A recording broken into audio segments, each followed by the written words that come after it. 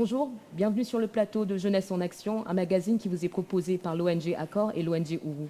Le magazine Jeunesse en Action a pour objectif au fait de mettre la lumière sur la jeunesse centrafricaine et surtout montrer le travail qu'il mène au sein des communautés pour le relèvement de notre pays.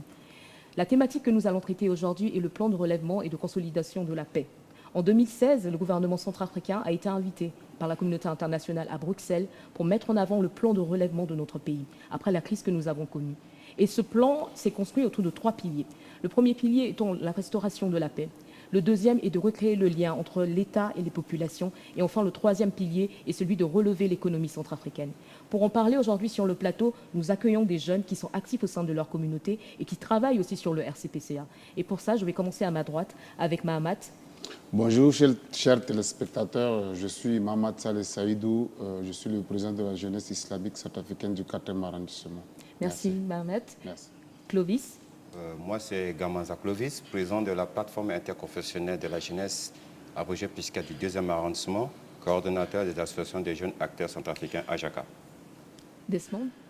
Bonjour, je suis co-RPD Desmond, étudiant en année de licence en droit privé et aussi membre de l'association ADELA qui sous-entend être une association pour la solidarité et le développement de la Kwanga. Aaron. Bonjour Kessie. Bonjour chers téléspectateurs. Je suis Aaron Kwachil, un jeune entrepreneur centrafricain. Merci infiniment de nous rejoindre sur ce plateau. C'est la première édition de Jeunesse en Action et comme je l'ai dit, on va parler du développement et du relèvement de notre pays. Mais avant ça, je pense qu'il est important pour nos téléspectateurs que vous puissiez parler de vos organisations. Et vu que nous avons commencé à ma droite, je vais commencer à ma gauche cette fois. En commençant peut-être par Desmond, qui va nous parler du travail et des activités que tu mènes en tant qu'étudiant, mais aussi jeune engagé au sein d'une association. Bonjour. C'est bien de parler de notre association sur ce plateau. En fait, nous sommes une association jeune, très jeune, prématurée, au sein du 2e arrondissement. Nous œuvrons pour l'assainissement, nous promettons le leadership, premièrement, en milieu jeune, et aussi nous promettons le pouvoir, l'action des jeunes. Voilà un peu ce que je peux vous dire concernant notre association au sein de notre arrondissement. La question du leadership, on le voit, est vraiment au cœur des actions qui sont menées donc, par votre organisation. Mais vous nous en donnerez plus de détails peut-être après au cours de notre conversation. Je donne la parole à Aaron qui va nous parler de ses engagements. D'accord, je suis cofondateur d'une ONG qui s'appelle ODEVI, Action urgente pour le développement en milieu intégré. Je suis aussi cofondateur d'une entreprise de négoce internationale, ENI, et je suis aussi membre de la Maison de la Mémoire. C'est une association qui œuvre pour le devoir de mémoire en République centrafricaine. Merci infiniment. Peut-être Mahamat nous parler un peu plus du travail de la JICA. Oui, la JICA dont j'avais parlé, c'est une organisation à caractère religieux dont on voit comment un jeune peut se comporter par rapport à la religion. Comme on dit, la religion, le jeune doit se comporter pas n'importe comment. Il doit être à caractère religieux. Donc, à travers l'autre là même, on travaille avec l'autre là en relation avec notre mairie par rapport à l'initiative de l'autre là, de paix. S'il y a quelque chose au sein de notre arrondissement, la maire nous fait appel, on partage de points de vue, quoi. Donc notre association est à caractère religieux. Je crois que c'est ce que j'ai à vous dire par rapport à notre organisation. Merci Mahamat. Clovis, peut-être nous parler du PISCA. Oui, premièrement, je fais d'abord l'historique de la PISCA. PISCA est une plateforme qui a été mise en place par différentes confessions religieuses, typiquement les jeunes. Et PISCA a été accompagné par Accor. C'est Accor qui a donné soutien à la PISCA d'être existante aujourd'hui. Et pendant la transition, j'étais le point focal de PISCA pour le 2e arrondissement. Et après, je me suis muté pour être le président dans le 2e arrondissement pour pouvoir conscientiser mes pères jeunes qui sont des différents religieux. Donc, à l'enceinte de la PISCA, il y a des organisations typiquement religieuses. Et aussi, nous avons aussi des organisations en termes de fraternité, qui sont des organisations de jeunes qui ne sont pas religieux et qui s'intéressent de travailler en synergie avec la PISCA, puisque à l'intérieur de PISCA, il y a des différents religions qui se trouvent dans la localité Et moi-même, je suis de la jeunesse communauté musulmane, Oui. mais je suis le président. Après moi, il y a aussi Doré, elle est de l'Église catholique, donc en le faisant d'une manière fraternelle, quoi. C'est ce qui est Pishka. Merci infiniment. Comme vous pouvez le voir, au fait, autour de ce plateau, nous avons des jeunes engagés qui travaillent non seulement sur des questions d'identité, mais aussi sur des questions de leadership au niveau communautaire et dans le secteur économique aussi. Et avant que nous puissions vraiment toucher la thématique du RCPCA, je pense qu'il est important qu'on puisse se poser la question tous ensemble de quelle est la vision que vous avez, vous, en tant que jeune, au fait, des questions de développement et de relèvement en République centrafricaine. Il serait intéressant, je pense, que nous puissions d'abord aborder cette thématique-là avant de pouvoir ensuite repartir de manière plus concrète sur le RCPCA et comment vous l'avez découvert, tout simplement. Et pour ça, je vais peut-être démarrer par Aaron. Les questions de développement et de relèvement RCA, quelle est votre perception, au fait, de cette approche? Ce serait assez compliqué de répondre d'une manière formelle parce qu'elle se manifeste sous plusieurs formes. Déjà sur le plan leadership, de ce que moi je vois sur le terrain à travers mes actions, je constate qu'il y a énormément de jeunes qui entreprennent, qui osent malgré les difficultés et le contexte sécuritaire avant tout. Et je me rends souvent aussi compte qu'il ne se limite pas juste à ce leadership en fait. Pardon, je me suis coupé la question. Quelle est la question, quelle est votre perception au fait de la dynamique de développement et de relèvement de la République centrafricaine? Comment vous percevez au fait quelle est votre vision au fait de ça? D'accord, il serait compliqué de répondre d'une manière formelle parce que la réponse à cette crise en fait, elle est multiforme. Elle se manifeste à travers le leadership. On voit de plus en plus de jeunes centrafricains qui entreprennent, malgré les difficultés conjoncturelles qui existent. On se rend souvent aussi compte que ces jeunes n'ont pas peur de oser franchir les limites qui ont été imposées par les anciens. Aujourd'hui, on a de plus en plus de jeunes qui se lancent en politique, des jeunes qui entreprennent dans les milieux de la culture. C'est-à-dire qu'il y a des barrières aujourd'hui qui sont franchies et qui n'étaient pas le cas avant.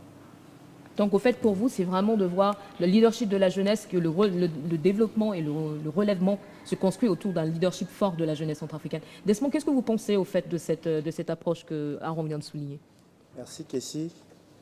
Moi, pour mon intellect, parler du développement ou de la réintégration ou bien du relèvement de la RCA part d'un côté très formel. Là, il faut parler aussi, il faut parler du côté investissement. Parce que vu le développement, parlant du développement, on ne peut jamais parler du développement sans l'investissement. Alors, dans ce cas, nous, en milieu jeune, parler du développement en milieu jeune, et vu les efforts fournis par des jeunes leaders au sein de cette société, vous conviendrez avec moi que des efforts ont été fournis, mais beaucoup plus par manque d'investissement ou par manque d'assistance. Et c'est dans ce sens-là que moi je vois le développement ou bien l'avancement de la République en ce sens. Je veux aussi souligner l'aspect d'équité, dans la gestion d'une bonne gouvernance en plus. Et là, je m'adresse aux dirigeants du pays. Quand on parle d'équité, il faut parler de la gestion. Voilà dans ce sens où moi, à mon intellect, j'ai vu beaucoup plus là où la RCA peut se relever. Merci. Merci Desmond. Et juste pour synthétiser ce qu'on a vu de l'autre côté et revenir vers vous, on a cette question du leadership de la jeunesse qui a été mise en avant par Aaron avec l'importance, et comme Desmond l'a souligné, d'avoir aussi un investissement. Autant cette jeunesse s'engage pour le relèvement, et le relèvement et le développement est conditionné par son leadership, mais il y a un problème, il y a une absence ou un manque d'investissement qui limite au fait l'impact peut-être de cette jeunesse-là, l'impact qu'elle peut avoir sur le développement et le relèvement de la RCA.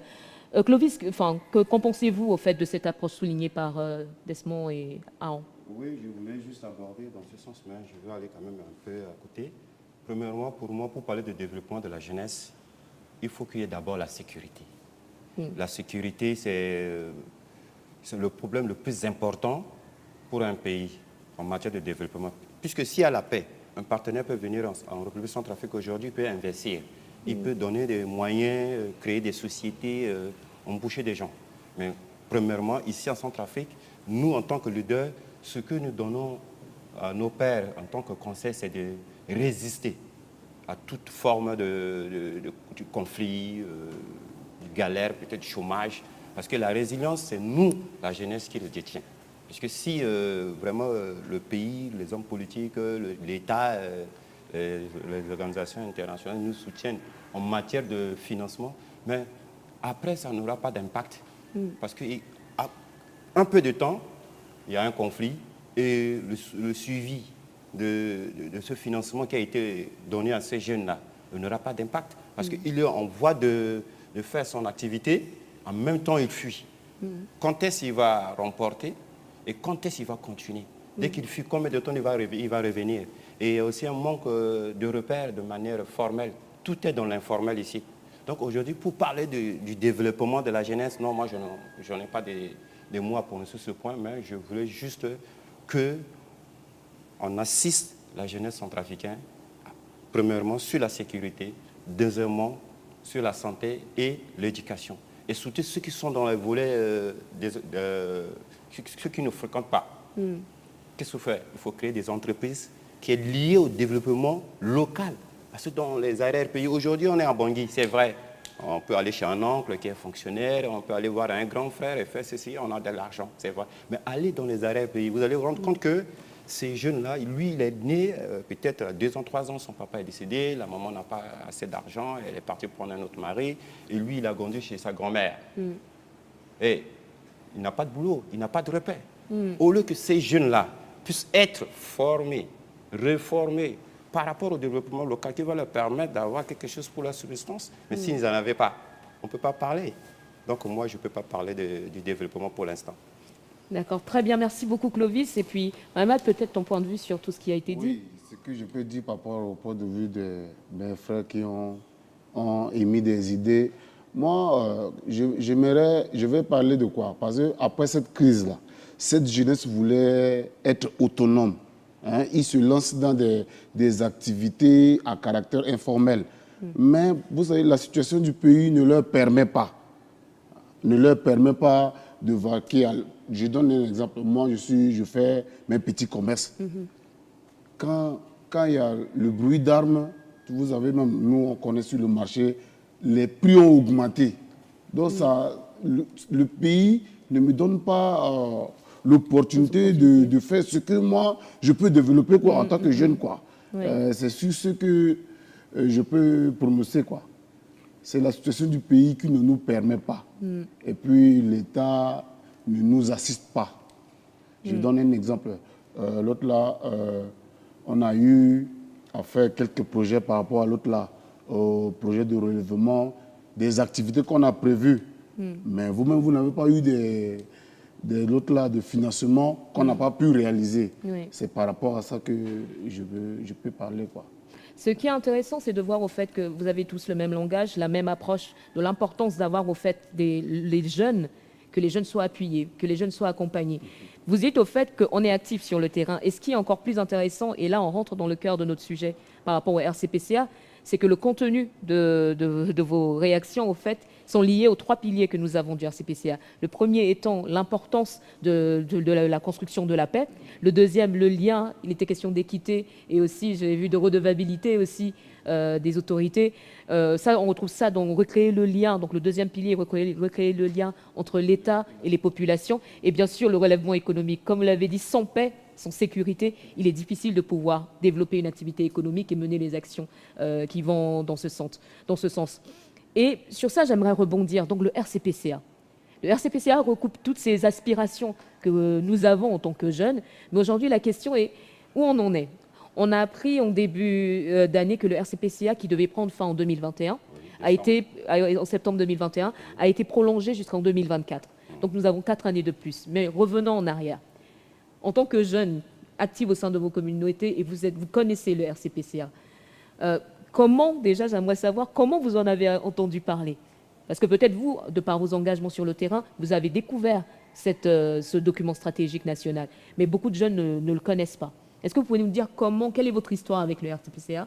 Comment vous l'avez découvert? Qu'est-ce que vous en avez compris au fait de ce document? Et je vais commencer par vous encore, Mamad. Oui, je vous remercie de m'avoir posé cette question. Auparavant, j'ai entendu parler du RCPCA partout sur l'étendue du territoire.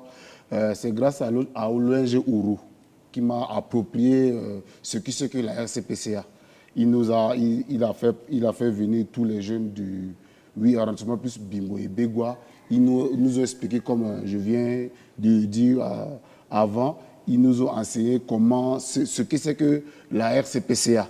Et puis ils nous ont amené jusqu'à faire notre plan local de chaque arrondissement. Donc, par rapport à votre question, j'allais dire que c'est grâce à l'ONG Ourou que j'ai appris, j'ai connu ce qui c'est que la RCPCA. Merci Mamat. Et Desmond, en tant qu'étudiant, comment vous avez découvert le RCPCA? Merci Kessie. Au fait, je me donne cet mécontentement sur cette question que vous venez de me poser.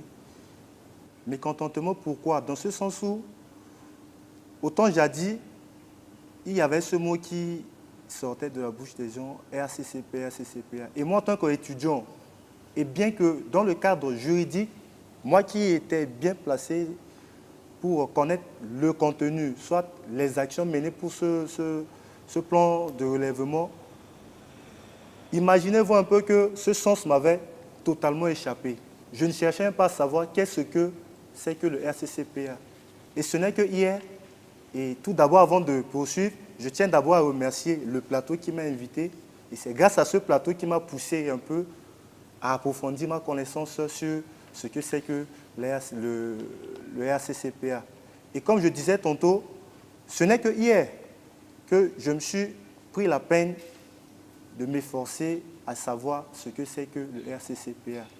Mais bien avant, j'en avais entendu parler sur les ondes, dans les informations journalières, et voilà, là où je suis maintenant. C'est exactement ça, c'est de voir au fait, ce plateau a été fait de manière hétéroclite. C'est que nous avons autant des jeunes qui connaissent le RCPCA, qui l'ont découvert, et comme toi, qui le découvrent aussi. Et il est intéressant que la voix de ces jeunes qui le maîtrisent et ceux qui ne le découvrent qu'aujourd'hui, au fait, puissent être entendus. Et merci d'avoir accepté notre invitation de participer au magazine. Et je me tourne vers Aran avant d'aller vers Clovis. Comment vous avez découvert le RCPCA? Si j'ai bonne mémoire, c'était en 2017. Je sortais, je pense, d'un rendez-vous. Et à la sortie, il y avait des jeunes qui distribuaient des tracts. Et sans prenant connaissance de ce qui était écrit sur le tract, je me suis rendu compte qu'il y avait un voyage du gouvernement à l'étranger qui revenait avec soi-disant beaucoup d'argent. C'est ce qui se disait à l'époque. Donc c'est en prenant connaissance de ce tract que je me suis rendu compte qu'il y avait un accord qui était passé entre le gouvernement et la communauté internationale. D'accord, c'est avec des tracts. Ça, c'est assez intéressant. Il y avait bien une communication autour au fait de ce plan de relèvement et de consolidation de la paix. Clovis, quelle a été votre expérience alors? Bon, en fait, parlant de RCPCA, je suis d'abord un invité à la table rouge du Bruxelles concernant l'élaboration de RCPCA qui a eu lieu à la CEMAC. Moi, je faisais partie de ceux qui ont confectionné cette projet pour pouvoir donner l'occasion au prochain président qui sera élu, c'était pendant la transition, et puis d'aller négocier auprès des partenaires au Bruxelles. Quand j'ai fini cette élaboration, je m'attendais toujours, quand est-ce la réalité de la chose vont venir en République centrafricaine. Et quand les partenaires ont invité la délégation centrafricaine à Bruxelles, je suivais de long et large, parce que moi-même j'ai contribué dans l'élaboration, donc j'aimerais quand même faire des activités une fois dans ma vie concernant un programme d'État. Et après le retour de ce projet, de ce programme de RCPCA, moi-même je ne me retrouve pas dedans. Je ne me retrouve pas dedans, je me retrouve peut-être dedans en participant dans des activités organisées par d'autres associations, d'autres ONG. Et pour procurer de ce document, normalement, oui, moi aussi j'avais eu la chance d'être avec l'ONG Ourou dans l'enceinte de la FATEP. On a invité M. Zami, qui était le coordonnateur par rapport à RCPCA. Il nous a donné des détails, il faut travailler avec Synergie. Tous ces programmes, on a mis en place, mais aujourd'hui, moi, je ne vois pas l'impact de RCPCA. Je dis ça pourquoi? Parce que jusqu'à aujourd'hui, il n'y a même pas de développement local. Parce que le troisième pilier de RCPCA, c'est notre projet à nous. Les deux là, ça ne nous concerne pas. Ça, c'est l'action de l'État et avec les partenaires et avec la population qui doit chercher à être confiant auprès de ces populations. Mais le troisième pilier, c'est notre pilier à nous pour le développement. Malheureusement, il n'y a pas d'impact positif. Ce que moi je sais, j'ai souvent entendu parler des comptes rendus à la télé Mais moi-même, je n'arrive pas à me retrouver. Moi, j'ai pris des initiatives pour essayer de remonter au niveau du ministère du PNUD, soit du plan pour avoir des informations. On m'a parlé du secrétariat général. Et je suis allé au secrétariat général, me recommande de faire un travail en synergie avec d'autres organisations. Même j'ai des projets dans la clé à laquelle on s'est réunis 3, 4 pour pouvoir toucher une fois à LSPCA. Je n'arrive pas. Pour cette extension, j'ai été au courant parce que c'est un truc à laquelle moi, jusqu'à aujourd'hui, je compte de réaliser quelques activités par rapport à la CRCPA parce que c'est ça qui doit me donner la force d'avoir confiance en mon pays et de continuer à conseiller mes pairs à la résidence. Et merci de souligner ce point-là, la question de l'impact. Autant il était question de savoir comment vous avez découvert le plan de relèvement et de consolidation de la paix, mais l'impact, comment est-ce que 5 ans après sa signature et ses financements, il n'est pas tant question de remettre en question l'implication du gouvernement, mais quel est l'impact au niveau de votre communauté? Je pense que Clovis vient de le souligner, lui, il trouve que l'impact est assez mitigé, mais quel est l'impact d'Esmond au niveau de l'Akwanga, par exemple? Comment les 3 piliers du RCPCA se concrétisent et deviennent une réalité dans votre quotidien au niveau de l'Akwanga? Merci. En fait, il faut parler de l'impact, voire des actions positives du plan de relèvement, soit disons le RCPCA. En fait, moi, je ne vais pas parler d'un impact du point de vue local, mais du point de vue national, sur le territoire plutôt national. Oui. L'impact dont je voudrais souligner est un impact positif. Depuis la signature de ce plan de relèvement jusqu'à nos jours, moi, je vois plutôt un impact vraiment positif. Parlons de l'impact positif sur le plan national. Nous avons assisté, nous tous, jeunes centrafricains, tels que nous sommes, nous avons vu dans la commune de Bimbo, soi-disant, nous avons eu à participer à la création d'une nouvelle mairie. Nous avons assisté à la création d'un nouveau marché, toujours à Bimbo. Sortons un peu de Bimbo et revenons dans les arrière-pays. Nous avons assisté, si j'ose le dire, dans la préfecture de la Kémo, soit disons à Sibut. Nous avons assisté à une nouvelle création, disons à la réhabilitation d'une école et à la, je dirais... D'infrastructures, en fait, communautaires et locales. Et il y a aussi la réhabilitation du centre d'imagerie de l'hôpital qui se trouve à Sibut. Revenons encore sur le plan national pour dire, plutôt pour compléter, nous avons assisté au sein du lycée technique de Bangui, nous avons assisté plutôt, comme tout le monde le sait, à la création d'un nouveau immeuble. Pourquoi la création de ce nouveau immeuble? Revenons un peu en arrière en montant. Je fus élève au lycée technique dans les années 2012-2013, d'où je suis sorti en 2015-2014. En notre époque, nous on assistait à ce qu'on appelait la course aux salles. Bien que ce fût un grand établissement, mais il y avait ces problèmes-là de salle de classe. Et là, maintenant, je me réjouis, et c'est même ce qui m'a poussé à parler d'un impact positif de ce plan de relèvement. En ce temps où nous vivons maintenant, et au moment où j'ai su qu'il y a eu la construction d'un nouveau immeuble portant plusieurs salles de classe, j'ai été touché. J'ai été touché du point de vue positif. Parce que tu t'es souvenu de ce que toi tu vivais moi, j'ai en tant vécu et ce qu'élève. que viendra vivre les enfants qui sont en ce moment. Oui. Ils seront à l'aise, ils seront bien dans une salle de classe. Ils n'auront pas à faire la course aux salles comme nous l'avons fait autant jadis, excusez-moi. Voilà un peu ce qui m'a réjoui, ce qui m'a touché, à parler du point de vue, à donner un point de vue positif par rapport au plan de relèvement et de consolidation de la paix. Consolidation de la paix en RCA. Merci infiniment, Desmond, pour ton point sur l'importance de l'impact aussi, de comment ça pourrait se matérialiser au sein des communautés. Aaron, comment vous voyez-vous l'impact au fait du RCPCA aujourd'hui? Je dois t'avouer que je suis assez dubitatif sur le sujet. parce que je me rends compte qu'il y a plusieurs aspects. Je vais commencer par les positifs. Je me rends compte que les ruelles aujourd'hui de Bangui sont éclairées. Je ne sais pas si ce sont les... Je ne sais pas si ce sont les résultats de ces accords, mais effectivement, les ruelles sont aujourd'hui éclairées. Nous voyons des puits, des pompes d'eau qui apparaissent un peu partout dans les quartiers. Oui. Et au-delà de cela, en fait, je me rends compte que la ville est un peu plus propre qu'avant. Je ne sais pas si c'est toujours cela. Mais entre-temps aussi, par contre, le point négatif, ou d'après mon point de vue, c'est que je me rends compte que les jeunes ne sont toujours pas intégrés à ces projets. Oui.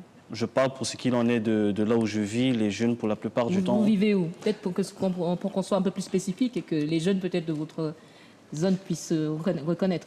Je suis dans le 5e arrondissement.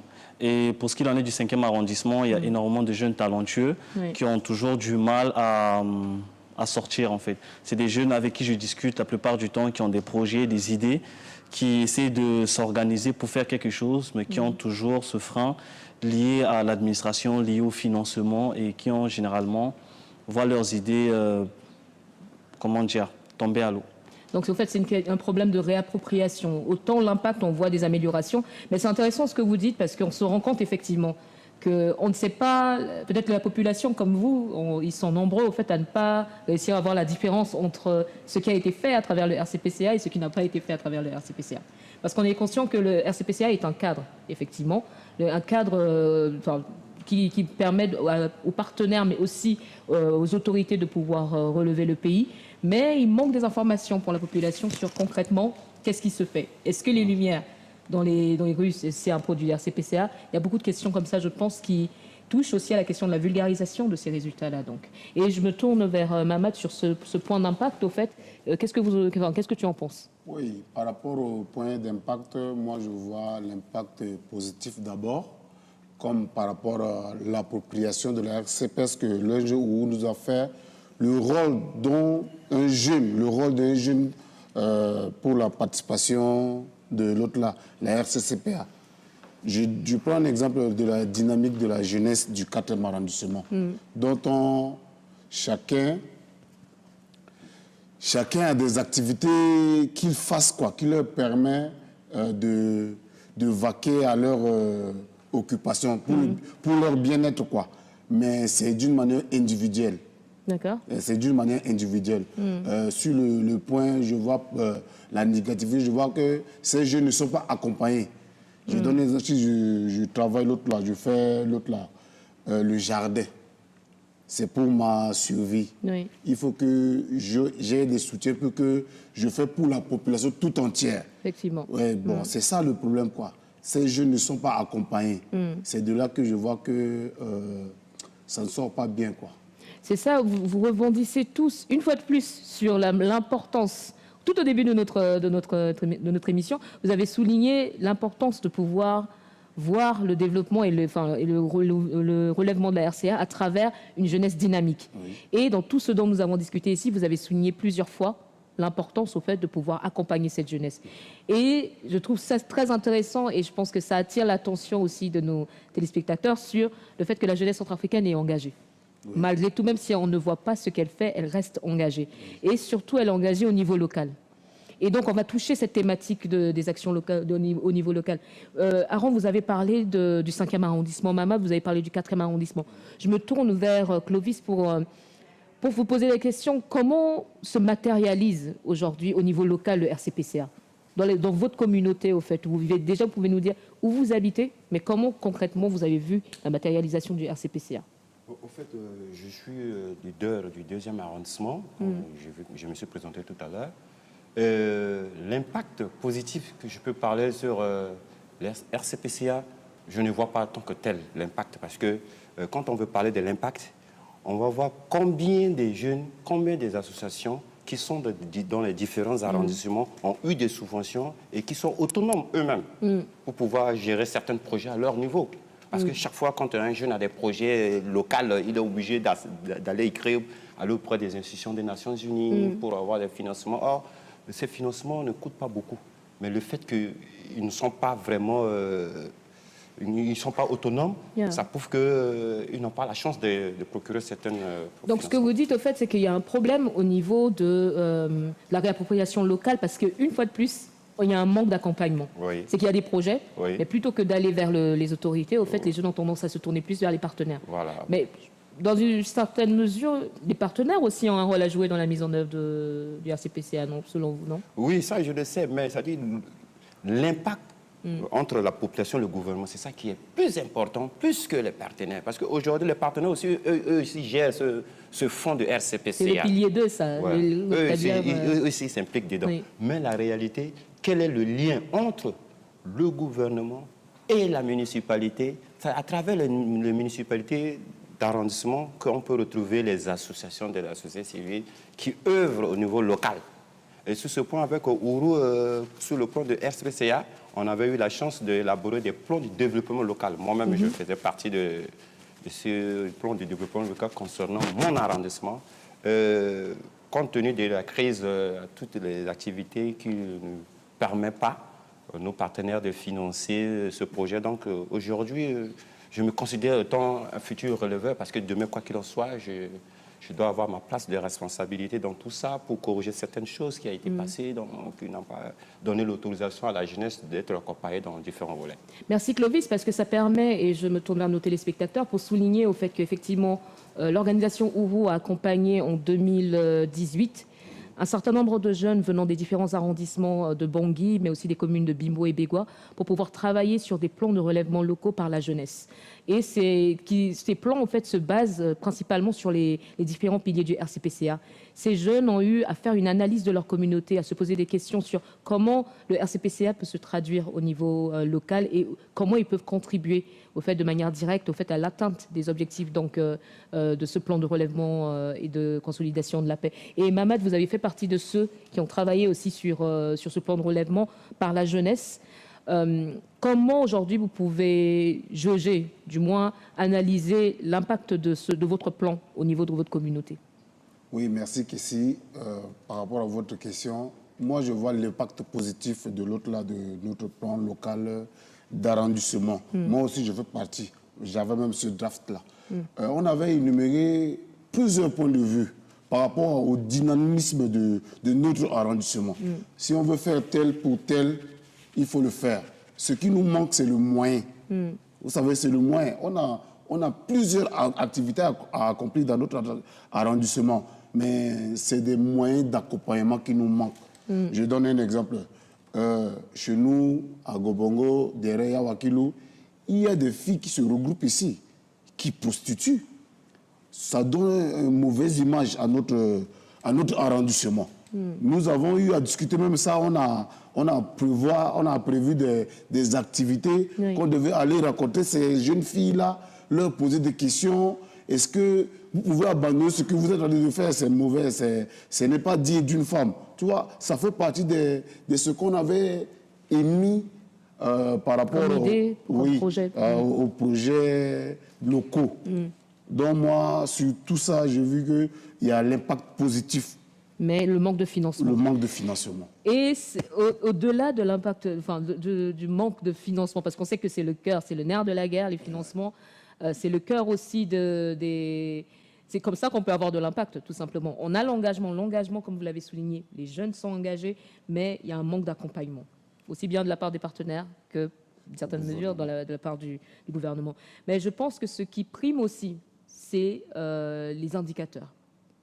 Au-delà du manque de financement, du manque d'accompagnement, les jeunes continuent à être actifs sur le terrain.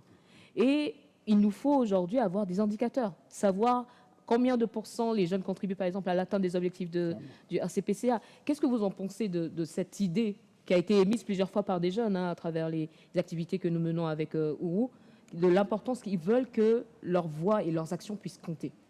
Qu'est-ce que vous en pensez, Aaron? Après, je passerai vers Desmond. Une fois de plus, je ne pourrais pas répondre d'une manière claire parce qu'elle est multiforme d'abord, mais surtout parce que son impact est difficilement mesurable. D'accord. Je vais dire sur ce point où aujourd'hui beaucoup de jeunes s'engagent dans plusieurs projets, mais qui malheureusement n'aboutiront pas forcément aux résultats escomptés, mais qui laisseront plus ou moins des impacts concrets sur certaines personnes. Oui. Je vais prendre un exemple. Pardon, excuse-moi, j'étais en train de me remémorer, mais Ça m'a un peu échappé, si on peut revenir Il dessus. n'y a pas de Si on problème. peut revenir dessus, s'il te Il n'y a plaît. pas de problème. Je vais revenir vers toi tout à l'heure. Desmond, la question de l'indicateur. Savoir localiser l'action des jeunes au sein des communautés à travers des indicateurs. Qu'est-ce que vous en pensez? Merci pour votre chaleureuse question. Tout d'abord, avant d'aborder votre question, je tiens déjà à rappeler par un tout petit mot. Il faut d'abord savoir qu'est-ce que, savoir de quoi nous voulons parler. On parle là d'un plan d'action ou plutôt d'un plan national de relèvement. On parle de relèvement d'un pays qui était dans une crise très profonde. Oui. Et là, moi, j'entends par ce plan un projet global du gouvernement et qui a un financement très élargi. Là, je voudrais dire en ce sens, d'où l'importance de la jeunesse dans ce plan. Comme il s'agit d'un financement très élargi, nous, jeunesse, on s'est dit tout à l'heure qu'on ne se retrouve pas dans ce plan de relèvement. Retenons que c'est un plan. Et un plan n'est pas un projet. Un plan est différent d'un projet. Un plan, d'après mon avis, d'après mon analyse, et comme je disais tout à l'heure, un plan du gouvernement qui est global. Et ce qui dit global dit qui renferme tout. Alors, à nous, jeunesse, ceci étant un petit conseil, attendons ce plan global, attendons ce qui s'offrira à nous. Comme plutôt c'est un programme élargi et avec un financement très élargi, attendons ce qui viendra à nous et réagissons comme un bon leader. En partant de votre question, Oui. moi je soulignerais comme indicateur beaucoup plus, permettez-moi, là vous m'obligez à mettre la charrue avant les bœufs, il est de notre part de nous plaindre au gouvernement, c'est-à-dire à la gestion, à ceux qui sont pour la gestion de ce plan de relèvement, qu'ils fassent encore plus, qu'ils donnent un plus à ce qu'ils ont déjà réalisé. Tout à l'heure, j'avais illustré des illustrations bien claires, sans oublier le pont de Sapeke, que nous connaissons tous, qui a été rétabli et qui a été une fierté pour nous tous. Voilà des plans comme ça dont il faut parler. Et moi, ce que j'aimerais dire encore plus, comme je l'ai évoqué tout à l'heure, c'est de faire des doléances, c'est de nous plaindre à ceux qui s'occupent de la gestion de la chose, de gérer par une bonne gouvernance et de faire encore plus. La bonne nouvelle est que ce plan d'action a été un peu Étendu. Il y a une extension. Oui. C'est une bonne nouvelle pour nous. Et quitte à nous maintenant de rendre plus forts nos projets afin de les soumettre, quitte à nous maintenant d'anticiper les choses afin que ces choses-là nous portent plus de financement. C'est important ce que vous soulignez, Desmond, parce que ça met en avant, au fait, l'importance pour les jeunes de pouvoir rentrer dans le cadre. Ce n'est pas tant que de demander au gouvernement de le faire, mais il y a aussi cette démarche que les jeunes doivent faire pour soumettre eux-mêmes leurs projets aux autorités, au fait, surtout au niveau du ministère du Plan, pour que l'impact de leurs projets soit retenu. Et je me tourne encore vers Clovis sur la question des indicateurs. Vous qui êtes actif sur différents fronts, travaillez dans les diverses communautés au-delà d'être du 2e arrondissement, Oui. est-ce que vous avez le sentiment que vos actions sont reconnues et comptent dans les résultats, par exemple la clôture de des 5 dernières années du RCPCA? Est-ce que vous avez le sentiment que ça a été inclus, tout ce que vous avez mené ces 5 dernières années a été pris en compte dans les résultats du RCPCA? Ce n'est pas tout qui a été pris en compte. Ce qui a été pris en compte, moi-même, j'ai pu déplacer Bangui pour aller vers Mbaïki par billet de Ouro et de l'UNEPIA pour aller former des jeunes en matière d'entrepreneuriat, pour essayer de les sortir de manière informelle et d'être formels. Et ces jeunes, cette formation a été basée sur la langue nationale et ça a donné beaucoup d'opportunités à nos jeunes. Aujourd'hui, quand tu pars à Mbaïki, tu vas voir les taxis motos, tout le monde se sera structuré de manière formelle. Premièrement, c'est... Est-ce que ce travail-là, par exemple, selon vous, a été pris en compte au niveau des autorités nationales? Oui, ça a été pris en compte parce que il y a l'autorité d'abord. Avant d'aller faire ces heures de formation, il faut qu'on prenne d'abord contact avec les autorités. Les autorités nous ont accompagnés pendant toute cette assise-là pour finaliser nos activités. Mais ce qui me touche beaucoup, Ce que j'aimerais, c'est que le département tutelle qui gère le RCPCA, qui veille à la mise en œuvre de RCPCA, puisse s'intéresser à des associations dans les arrondissements pour que la jeunesse bénéficie de ce fonds et de ce financements, ou soit des accompagnements en matière de formation, parce que cette jeunesse a besoin d'être réformée. Mais comme il y a manque des activités au niveau de la municipalité locale pour pouvoir permettre à ces jeunes-là qui sont peu désinformés sur la réalité, puissent être informés et prendre en compte leur avenir. Donc voilà, d'une manière, je demande vraiment, je fais le plaidoyer auprès du ministère du Plan pour pouvoir veiller sur ce point-là. Il y a aussi un problème aussi, il y a ce que tout à l'heure mon frère vient de parler de pont de Langbaché, ça c'est des projets qui sont en dehors des RCPCA. Même les lampes qui alimentent la ville de Bangui, c'est un programme de fonds saoudiens, c'est-à-dire c'est des fonds qui sont en dehors des activités mais qui ont des liens toujours avec l'État. Mais le RCPCA en tant que tel, il y a des piliers qui sont bien précis et qui sont bien détaillés avec des petits tableaux. Donc voilà, sur ce point-là, j'aimerais bien qu'on revienne là-dessus. Mais ce qui est de la lumière, là, c'est un projet fonds saoudien. Donc, tous les projets réalisés par l'État, en dehors de RCPCA, nous, la jeunesse, on ne voit pas l'impact en tant que tel. Là, c'est la politique du gouvernement. Ça ne concerne pas. Mais ce qui nous concerne plutôt, c'est comment la jeunesse puisse bénéficier des financements de RCPCA dans le tableau de RCPCA et dans les différents volets concernant la jeunesse. Parce qu'il faut qu'aujourd'hui, pour qu'il y ait la paix en Centrafrique, normalement, pour qu'il y ait la paix, il devrait y avoir des formations du développement local par chaque arrondissement, chaque préfecture, chaque commune. Ça permettra aux jeunes de ne pas lancer dans des aventures de la guérilla. Mais aujourd'hui, si moi-même à la place de ceux qui sont dans les arrêts, puis je me retrouve avec rien, je fais des petits travaux de manœuvre de 700 francs CFA par jour. Moi aussi, je rêve d'être Un rebelle. un rebelle. Non, je m'engage même pour être un rebelle parce que j'en ai rien à faire le matin jusqu'au soir. Pour laver des habits, c'est difficile. Et je vois les autres qui circulent. Donc moi aussi, je rêve d'être quand même quelqu'un, un père responsable dans l'avenir. Donc, pour pallier tous ces problèmes, je demande juste au ministère du Plan, Affaires sociales, de la jeunesse. Vous voyez, chaque ministère n'a pas un plan pour son développement de son département. C'est ça qui fait aussi que la jeunesse centrafricaine, qui représente à peu près 90%, 72% de la population, n'arrive pas à mettre la paix sur ce pays. Parce que c'est la jeunesse qui doit mettre la paix. Ce n'est pas à l'État ni aux partenaires aujourd'hui de venir de dire aux gens, non, attendez, laissez tomber. Non, c'est pas ça. On veut vraiment être dynamique, mais en nous aidant à avoir la sécurité, la santé. Et maintenant, l'emploi peut accompagner, puisque s'il y a la sécurité et la santé, donc l'emploi le pays peut développer. Merci Clovis, et je vais rebondir avant de tourner vers Mohamed, mais je vais rebondir sur un point où vous avez souligné l'importance de pouvoir, une fois de plus, prendre en compte les actions qui sont menées par les jeunes, mais vous êtes allé plus loin sur le fait que ces actions-là, au fait, le gouvernement, on est conscient, par exemple, avec le travail que vous avez fait avec UNFPA, mais peut-être qu'il y a un mécanisme qui manque pour que les actions des jeunes, de manière concrète, puissent remonter vraiment vis-à-vis du gouvernement. Là, l'exemple que vous avez donné s'inscrit au fait au niveau du partenariat avec UNFPA. Mais hors de UNFPA, il y a des actions aussi qui sont posées par des jeunes au sein des communautés. Et il existe, semble-t-il, au fait, un vide qui permet de remonter ces informations-là plus haut. Donc ça, mais merci pour le point. Et je me tourne vers Mamat.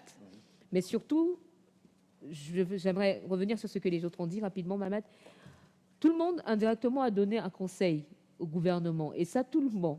On peut en donner des conseils au gouvernement ou bien des recommandations, on va dire. Mais j'aimerais que vous puissiez, au-delà de répondre à la même question que les autres, j'aimerais vous poser la question sur quel conseil vous donnerez aux jeunes aujourd'hui pour qu'ils puissent s'impliquer dans la mise en œuvre du RCPCA. Oui, le conseil dont je peux donner à la jeunesse qui ne baisse pas les bras, quoi. Ils continuent de travailler comme ils ont fait auparavant. Oui. Parce que c'est notre pays. Si on ne travaille pas, le pays va devenir quoi, on ne sait pas. Mais par rapport à la participation de jeunesse dont vous avez dit, nous jeunes, tout ce que nous sommes en train de faire, ce n'est pas compter au sein du gouvernement. Parce que si ce qu'on avait fait, que c'est compté, on va dire que la participation de la jeunesse par rapport à tel, ça a atteint tel pourcent. Si c'est comme ça, on allait comprendre. Moi, je dis, souvent je donne l'exemple du 4e arrondissement. Quand les anti-Balaka étaient venus, C'est vrai, ils ont pris le pays. Bon, comme ils ont dit, ils ont libéré le pays. Après, ils se sont tournés vers cette jeunesse-là. Ouais. Mais on avait réagi. Et ça nous a permis que le calme est revenu. Tout ce qu'on avait fait là, est-ce qu'il s'est compté? Hein? Nous avons participé à des réunions de mise en place des comités locaux de paix. Je quitte 4e arrondissement, je viens au kilomètre 5. C'est pour des activités pour la paix en RCA. Et ça, c'est compté. C'est compté seulement d'une manière locale. Oui. Parce que souvent, quand il y a des manifestations, là où je suis, moi, je parle en tant que celui qui veut amener la paix. Oui. On me reconnaît comme ça, mais proprement dit, par rapport à ma participation dans mon pays. Est-ce que c'est compté? Ce n'est pas compté. Vraiment, par rapport à votre question, voici ma réponse, quoi. Merci beaucoup, Mahamat. Il nous reste quelques minutes avant de pouvoir conclure notre magazine. Je me tourne vers vous, Aram, pour vous poser la question. Quels conseils vous donnerez aux jeunes aujourd'hui pour qu'ils puissent être plus actifs et contribuer à la mise en œuvre du RCPCA? Vous qui êtes entrepreneur, d'ailleurs. Donc, si vous pouvez donner des exemples. Je ne sais pas si je suis le mieux placé pour donner un conseil à la jeunesse, étant donné que je me rends compte à quel point il est déjà très actif, en dépit des nombreuses difficultés que nous rencontrons tous les jours sur le terrain. Mais par contre, je pense que je donnerais plutôt un conseil au gouvernement qui devrait faire un travail de sensibilisation un peu plus profond, que les jeunes puissent prendre conscience réellement du potentiel qu'ils peuvent impacter sur la vie des autres. On se rend compte aujourd'hui que dans des pays plus développés que le nôtre, l'État n'a pas les moyens d'entreprendre la construction des autoroutes, des hôpitaux, d'autres infrastructures. Généralement, ce que l'État fait, c'est que l'État a tendance à libéraliser le marché pour pouvoir faciliter l'entrepreneuriat aux jeunes. Parce que quoi que l'on dise, c'est l'entrepreneuriat aujourd'hui qui fait développer ces pays. Et malheureusement, chez nous, on se rend compte que quand un jeune décide d'entreprendre, il a plus de difficultés que de soutien. Et je pense que c'est surtout dans ce sens que va ma recommandation, que les jeunes soient plus impliqués dans le processus de gestion et qu'ils soient plus encouragés dans le mouvement d'entrepreneuriat. Merci infiniment, Aram. Je tiens à remercier nos téléspectateurs nous avoir accompagnés tout au long de cette discussion. Ce n'est pas un débat, surtout une discussion sur la contribution des jeunes à la mise en œuvre au fait du RCPCA en République centrafricaine. Ce que nous retenons, c'est surtout que nous avons une jeunesse dynamique, une jeunesse capable, qui est active au niveau local et qui demande au fait non seulement à continuer à être accompagnée, mais surtout que sa voix et ses actions puissent être prises en compte. Nous avons aussi en face de nous un document stratégique qui est vital pour l'avenir de la République centrafricaine et qui demande de ce que nos invités ont pu souligner, que ce soit vulgarisé encore plus auprès de la population, non seulement au niveau de Bangui, mais aussi au niveau de l'arrière-pays. Et il y a une chose dont nous n'avons pas parlé, malheureusement, mais l'implication des jeunes femmes, je pense, demeure un élément clé. Et en tant que directrice exécutive de l'organisation Ourou, nous continuons à nous engager pour permettre aux jeunes femmes de contribuer, elles aussi, à la mise en œuvre de cet agenda. Je vous remercie de nous avoir suivis et je vous invite à nous suivre pour les prochaines émissions de Jeunesse en Action. Merci.